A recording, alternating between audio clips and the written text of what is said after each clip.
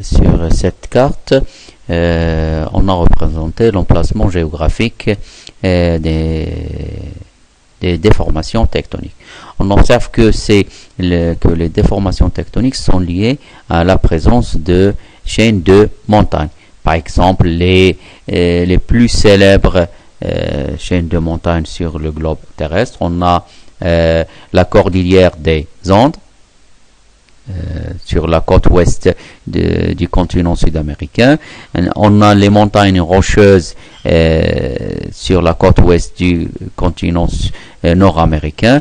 On a au niveau de la chaîne des Alpes et la fameuse chaîne des Himalayas. Donc, géographiquement, les déformations tectoniques sont liées sur le plan sur les continents. Ils sont liés à des chaînes de montagnes.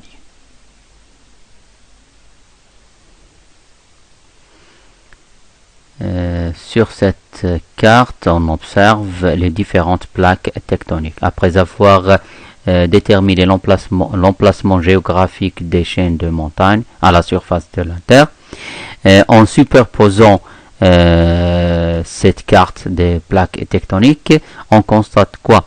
Que l'emplacement des chaînes de montagnes à la surface de la Terre coïncide exactement avec la frontière des plaques tectoniques. Donc, ici, on peut déduire quoi? Qu'il y a une relation entre la formation des chaînes de montagnes et la tectonique des plaques.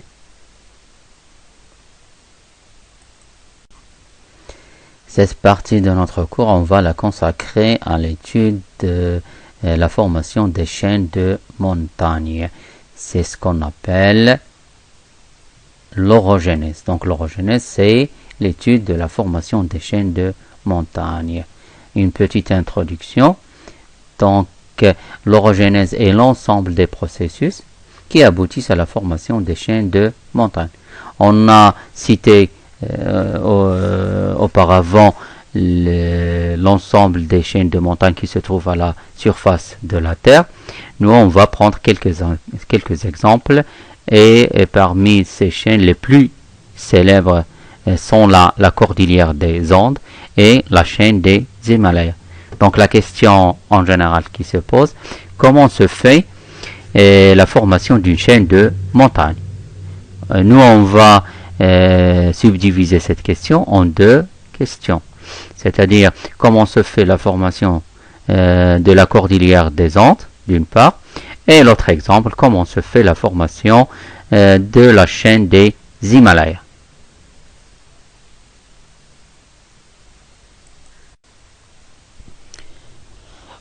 On a vu que les déformations tectoniques sur le continent sont liées à la présence de chaînes de montagnes. Maintenant, on va s'intéresser à ces chaînes de montagnes et on va poser une question: comment se fait la formation ou la genèse des chaînes de montagnes? Donc, la partie du cours qui nous reste, on va la consacrer à la genèse des chaînes de montagnes. Donc, une montagne est un relief, comme vous avez vu l'année dernière, caractérisé par une altitude élevée par rapport au niveau de la mer. La répartition des plus importantes chaînes de montagnes à la surface de la Terre, elle coïncide avec quoi? Avec les bordures ou les frontières ou les limites entre les plaques tectoniques. Parmi les chaînes de montagnes les plus connues mondialement, on va citer les Andes et les Himalayas. Donc, on va s'intéresser à l'étude de ces deux chaînes.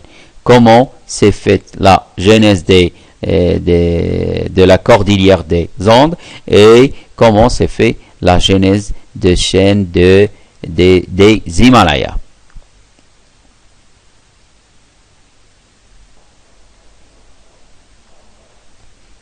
On va débuter notre notre étude des genèses des chaînes de montagne par la cordillère des Andes. Et on va essayer de déterminer des caractéristiques générales de cette chaîne. Tout d'abord, l'emplacement géographique. La chaîne ou la cordillère des Andes, elle se trouve le long de la côte ouest du continent sud-américain, sur la rive du Pacifique. Sa longueur est de 10 000 km, c'est-à-dire le long des côtes ouest du continent sud-américain. Avec une largeur, elles peuvent entrer à l'intérieur du continent sur une largeur de 500 km et elle peut atteindre une altitude de 7000 mètres. Cette chaîne de montagne est caractérisée par comme on a vu, par des déformations tectoniques. On va essayer de déterminer ces types de déformations tectoniques. Voilà. On observe bien ici qu'il y a des plis. Elle est connue par la présence d'énormes plis à son niveau. Également, on peut observer autre chose. Voilà. Des failles. On trouve des failles inversées au niveau de la chaîne ou au niveau de la cordillère des Andes.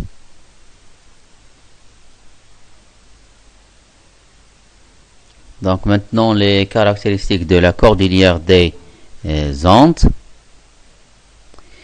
La cordillère des Andes est une chaîne de montagnes qui longe la côte ouest du continent sud-américain. Sa longueur est de 10 000 km et une largeur qui peut atteindre 500 km et une altitude qui peut atteindre 7000 mètres. À son niveau, on note la présence des plis et des failles inversées. Maintenant, la question, comment s'est faite la genèse de la cordillère des Andes? Le graphe suivant, il représente la répartition des foyers sismiques en profondeur sur la côte ouest du continent sud-américain. Qu'est-ce qu'on observe? Au fur et à mesure qu'on s'éloigne de la côte ouest vers l'est du continent sud-américain, la profondeur des foyers sismiques augmente. Donc la question qu'on a déjà vue et abordée lors de l'étude du volcanisme s'explique par une plongée de la plaque Nazca océanique sous la partie continentale de la plaque sud-américaine.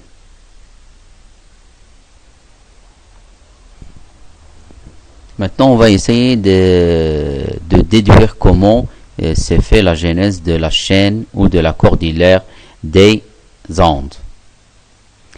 La cordillère des Andes se trouve sur la côte ouest du continent sud-américain, c'est-à-dire la limite de deux plaques tectoniques, la plaque sud-américaine et la plaque Nazca.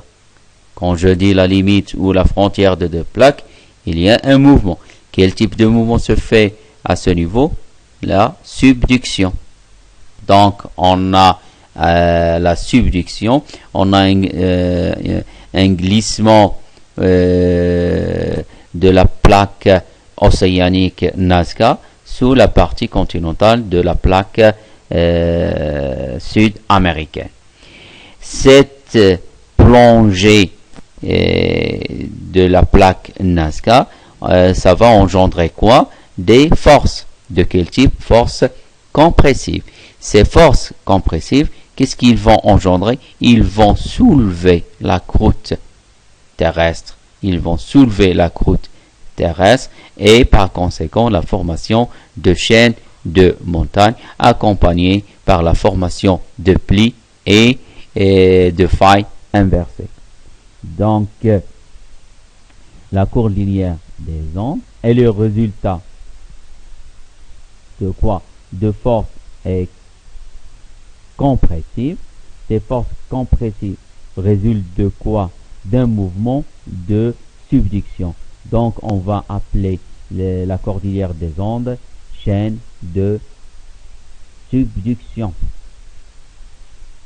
C'est le phénomène de subduction qui engendre les forces de compression, et ces forces compressives, ils vont permettre, on peut dire qu'ils vont soulever la croûte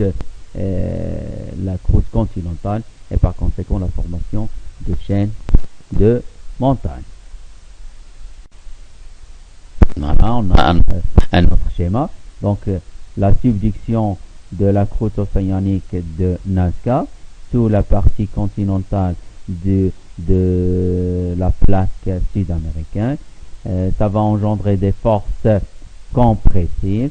Ces forces compressives vont surélever la croûte continentale du continent sud-américain, et par conséquent la formation de la cordillère des Andes.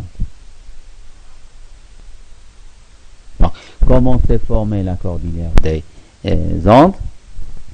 L'étude de la répartition des foyers sismiques sur la côte ouest du continent sud-américain montre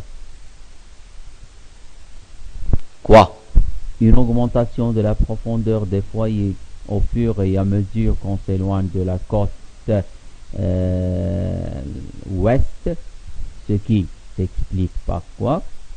Par une plongée de la plaque Nazca sous la plaque sud-américaine, c'est-à-dire une zone de subduction. La subduction engendre des forces compressives qui permettent de soulever la croûte terrestre continentale, et ainsi la formation de la cordillère des Andes, qui est dite chaîne de subduction.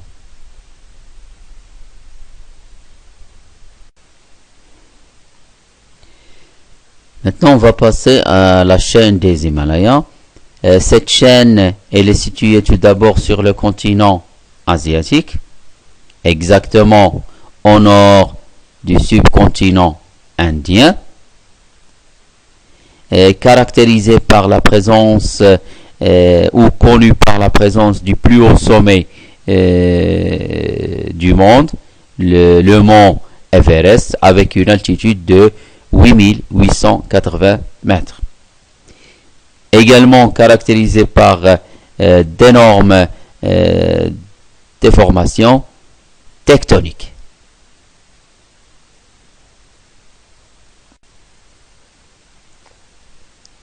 Voilà, on observe sur cette image de la chaîne des Himalayas la présence également de plis, voilà, et d'énormes failles. Ce sont des failles inversées. Si on observe bien cette couche en noir et sa continuité en bas, voilà, en noir. Donc ce sont des failles inversées.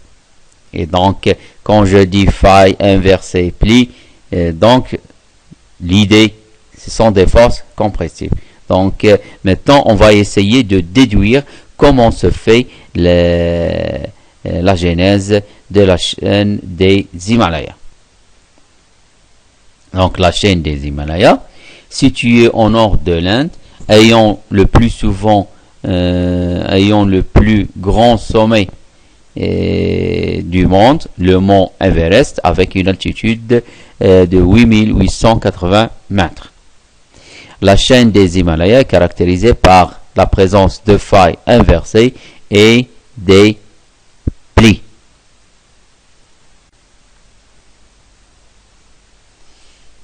Maintenant, on va essayer de déduire comment s'est faite la genèse de la chaîne des Himalayas. Pour cela, on va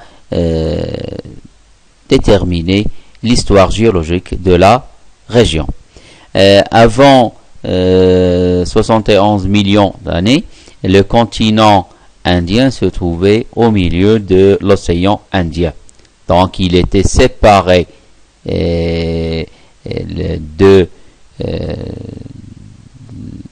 du continent asiatique par un océan. Après, on voit que le continent commence à se déplacer. Il se déplaçait.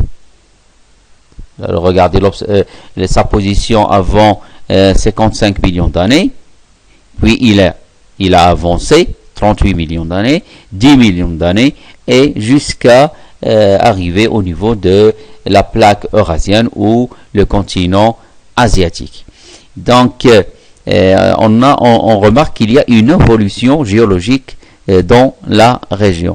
L'essentiel, c'est que le continent indien, il s'est déplacé vers, regardez la flèche, elle indique un déplacement du continent indien vers le continent asiatique. La question, comment s'est fait ce déplacement? Quel est le phénomène géologique qui a permis le rapprochement du continent indien et du continent asiatique? On va passer à une autre image. Regardez bien maintenant. On a le continent asiatique, c'est-à-dire qui fait partie de la plaque eurasienne. On a le continent indien de ce côté-là. Les deux continents étaient séparés par un océan. Mais ce qui nous intéresse, regardez, on a une croûte océanique, voilà, et ici croûte continentale. Il y a un phénomène de rapprochement entre les deux plaque indo-australienne et la plaque eurasienne. Ce rapprochement se fait tout d'abord par un phénomène de subduction. Regardez le phénomène de subduction. Ce phénomène de subduction aura pour conséquence la réduction de la croûte océanique progressivement. Cette réduction ou cette disparition de la croûte océanique aura pour conséquence la disparition progressive de l'océan qui sépare l'Asie de l'Inde. Et également un rapprochement. Le continent indien se rapproche au fur et à mesure qu'il y ait subduction, jusqu'à disparition totale de la croûte océanique. Une fois la croûte océanique disparue, donc on aura deux croûtes continentales, l'une face de l'autre. Les deux croûtes continentales ont la même densité et par conséquent la subduction n'est pas faisable. Donc qu'est-ce qui va se passer à ce niveau? Il y aurait une collision entre les deux croûtes continentales. Cette collision va engendrer des forces compressives qui vont soulever la croûte continentale et par conséquent la formation de chaînes de montagnes. Et c'est la chaîne des Himalayas qui va apparaître dans cette zone. Donc on va dire, qu'est-ce qu'on va déduire? Que la chaîne des Himalayas, elle est due à quoi? À des forces compressives. Ces forces compressives sont dues à quel phénomène? À un phénomène de collision. Mais le phénomène de collision était précédé d'un phénomène ou du phénomène de subduction. C'est la disparition totale de la croûte océanique, c'est elle qui a permis la collision des deux continents et par conséquent la formation de la chaîne des Himalayas. Donc on va dire que la chaîne des Himalayas est une chaîne de collision. On observe ici, à une certaine époque, l'histoire géologique de la région, à une certaine époque, il y avait le continent indien, le continent asiatique, c'est-à-dire la plaque eurasienne et la plaque indo-australienne. Le phénomène de subduction se produisait lentement avec le temps, puisqu'il y a croûte océanique et croûte continentale. Voilà. Et le phénomène de subduction, il a permis tout d'abord quoi? La disparition progressive de la croûte océanique, la disparition progressive de l'océan et un rapprochement progressif du continent indien. Une fois la croûte océanique disparue et l'océan également disparu, on a deux croûtes continentales ou deux lithosphères continentales qui se mettent l'une face de l'autre. Vu qu'ils ont la même densité, donc ils vont s'affronter. Et cette collision entre les deux croûtes continentales, c'est elle qui va donner naissance à des forces de compression, des forces compressives qui vont permettre de soulever. Regardez ici, on a un soulèvement de la croûte continentale et par conséquent la formation de chaînes de montagnes.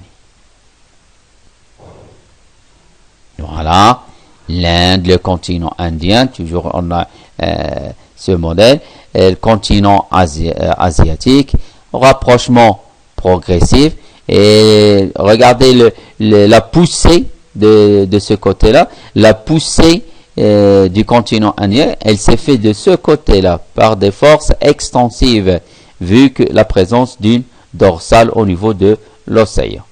Donc, la disparition totale de l'océan et la croûte océanique a permis cette collision entre le continent indien et le continent asiatique. Donc, comment s'est fait la genèse de la chaîne des Himalayas?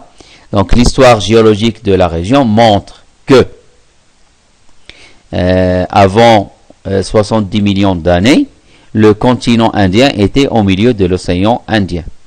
Avec le temps, suite au phénomène de la subduction et la disparition du plancher océanique, l'Inde se rapprochait progressivement du continent asiatique. Lorsque la disparition du plancher s'est faite définitivement, il s'est produit un affrontement entre les deux planchers continentaux, asiatiques et indiens, ce qui a engendré des forces compressives qui ont soulevé le continent et par suite la formation de la chaîne des Himalayas, qui est dite chaîne de collision.